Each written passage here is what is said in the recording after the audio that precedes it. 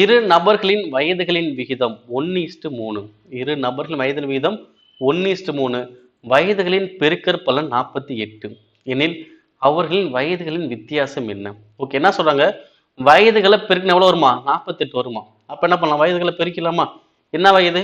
1:3. அப்போ 1:3 ஒரு X 3x இதை பெருக்கணும். பெருக்கினா எவ்வளவு வருமா? 48. அவங்க என்ன பண்ற சொன்னாங்க? வயதை பெருக்க சொன்னாங்க. எனக்கு வயது டைரக்டா தெரியாது. அப்ப என்ன பண்றானு? 1 இருந்துச்சா 1x, 3 இருந்தா 3x. அப்போ 1x × 3x. இதை பெருக்கணும் எவ்வளவு கிடைக்கும்? 48. பெருக்கும். 1 3 பெருக்குனா 3. x பெருக்குனா x². அப்ப 3x² தான் எனக்கு எவ்வளவு? 48. அப்ப 1 3 3 16 3 48. அப்ப x² 16னா அப்ப x மதிப்பு எனக்கு எவ்வளவு வரும்? 4. அப்ப x மதிப்பு என்ன பண்ணலாம்? இங்க வந்து அப்ளை பண்ணிடலாமா? அப்ப அப்ளை பண்ண எவ்வளவு வரும்? விகிதம் எனக்கு என்ன இருக்கு? 1:3. அப்ப 1x 4னா இங்க ஒரு பங்கு தானே. அப்ப இங்க 4, இங்க எவ்வளவு வரும்? 12. ஓகேவா? அப்ப ஒரு ஆளுக்கு 4 வயசு, இன்னொரு ஆளுக்கு 12 வயசு. அவங்க கொஸ்டின் என்ன கேட்டாங்க?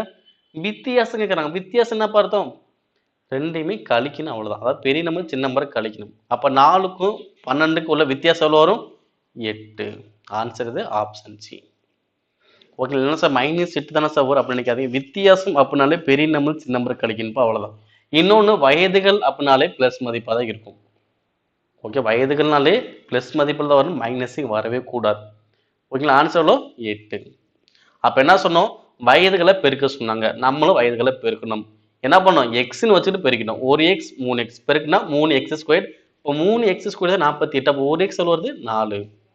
அப்ப எக்ஸ் மதிப்பு அங்க அப்ளை பண்ணோம். 1னா 4, 3னா 12. அப்ப ரெண்டுக்குள்ள வித்தியாசம் எவ்வளோ? 8.